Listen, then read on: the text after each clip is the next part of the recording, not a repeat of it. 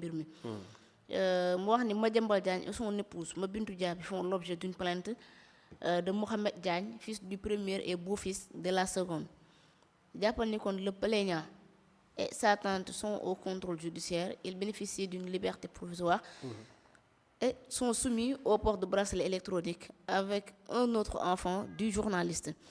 Serigne Saliou Diagne, également sous contrôle judiciaire, et un ami dans ce dernier, Serigne Omar Mbaye, toujours en détention. Il a été placé sous mandat de dépôt en même temps dans le cadre de l'affaire Ellipse Project relative à des transactions financières supposées douteuses pointées dans un rapport de la CENTIF.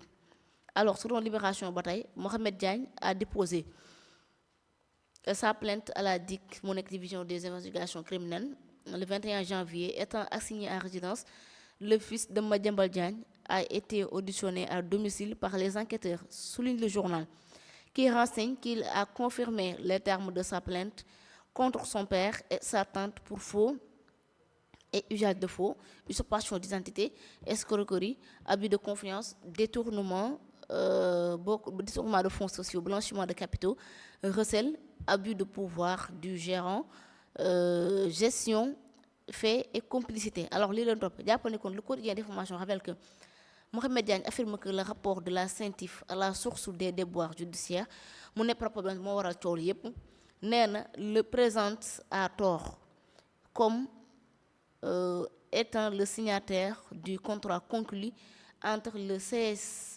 SCI Pharaon et la société Ellipse, ainsi que comme gérant statutaire ou dirigeant effectif de la SCIP Pharaon, ce qui est d'après lui avait conduit à son arrestation.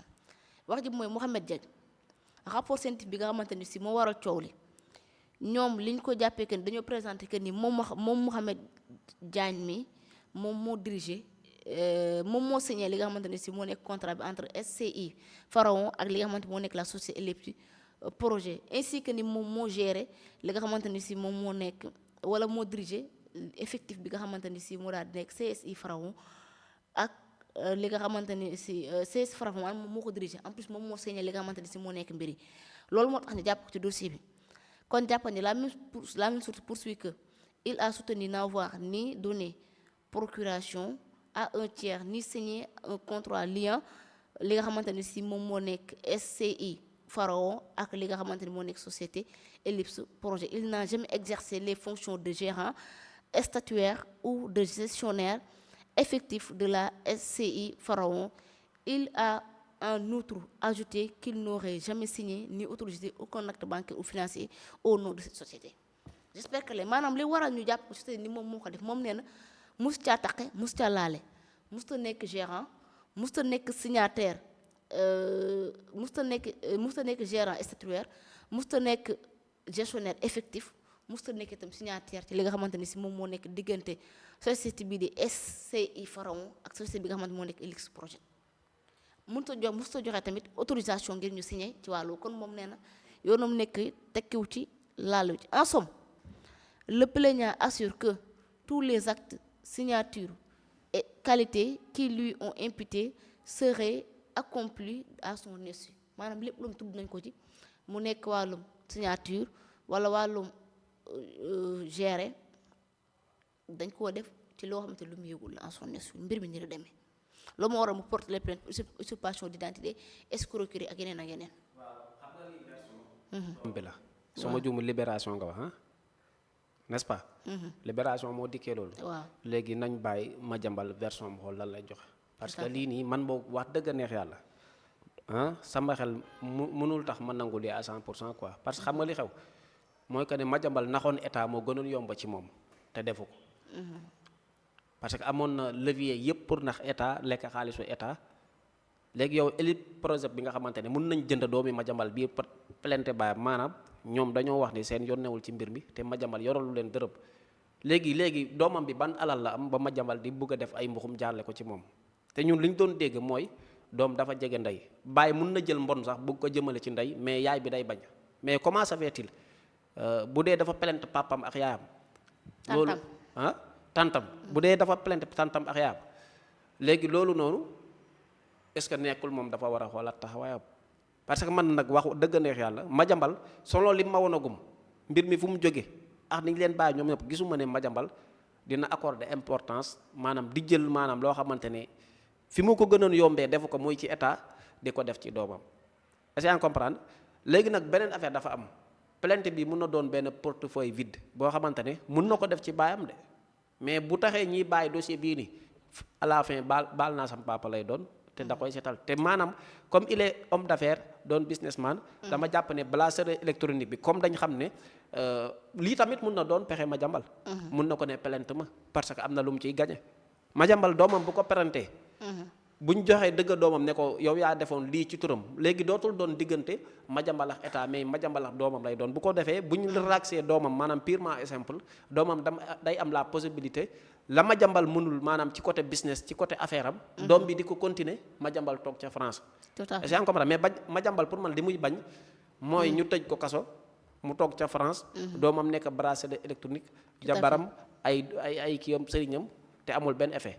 mieux vaut ñu plainte ko mbir mi doonati moo wax moom bañ a doonati moo wax état pour man côté boobu mooy gën a yox mais à la fin la ma jàpp mooy waa ji wax bu Madiambal waxee nga xeeb ko parce que lees waxul am na lu lëndëm ci biir. tout à fait merci alors Chérif rapidement quelques minutes ci li nga xamante ni si moom moo nekk l'affaire Madiambal Diagne ak doomam bi nga xamante ni si moom daf ko bu ko porter plainte moom ak yaayam déjà le plainte déposé na ko bu noppi pour usurpation d'identité ak yu ni demee escroquerie yoon parce que jàpp na ne lépp lu ñu ko tuddal ci dossier bi moom nekkul signataire en plus nekkul gérant ci biir est-ce que li am ni jàpp nga ne noonu maanaam.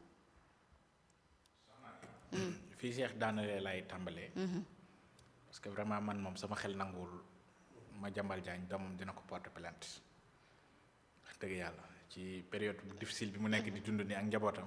je pense que d'abord ban journal moom moo publié loolu. Libération. man de gëwuma ko am naa ci sañ-sañ nag. ah. non chaque jour de mais tey bàyyi nañ ci suivre ñëw nañ ci Madiambal. waaw moo tax ma laajte ban journal la ko publié. bu fekkoon ne c'est-à-dire xam nga Madiambal Diagne bu ko bindoon sax dina. non gis nga bu ko Tribune publié woon wala Le Quotidien. wala L'Obs. dinaa ko gëm. ah ku wóoru Tribune kay war ngaa mën a wóoru L'Obs ndax war ngaa mën a wóoru beneen ndax Tribune moom bu journal bu gaaw nekk dama ne lañ fay bind. dama ne soxnaa ji. Tribune moom amul démocratie. dama ne soxnaa ji dama ne man gëmuma li journal bi bind. pour plusieurs raisons sama xel laa yor nag. waaye man daal mbir mi daal damaa jàpp ne fu ñu toll nii Madiambal Diagne ak famille am ci jafe-jafe yu ñu nekk di dund nii je pense que ndax plainte xaj na seen biir ak doom Madiambal Diagne fu mu toll. doomam di ko plainte ak yooyu noonu franchement man moom sama xel nanguwul loolu. maintenant bu fekkee dëgg la Madiambal Diagne moom làmmiñam damul ci poosam dina génn bu fekkee dëgg la on verra la suite. bu fekkee du dëgg aussi dinañu si gindi jàpp naa ne daal Madiambal Diagne moom information moom boo koy wut ah loolu moom ñëpp xam nañ ko moom fi muy rootee moom moo tax saa yu génnee rek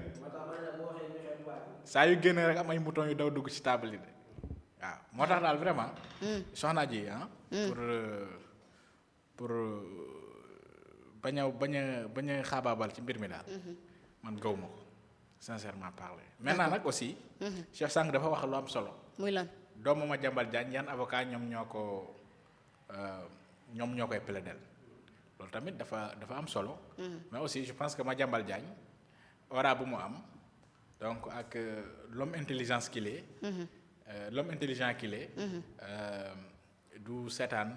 d'accord doomam muy jël ay avocats yi nga xamante ne dañ koy dugal ci ay tuxi duna. tout à fait. voilà c'est ça. man daal mbir mi affaire caaxaan laa ko jàppee quoi. d'accord voilà. d'accord merci beaucoup Chérif alors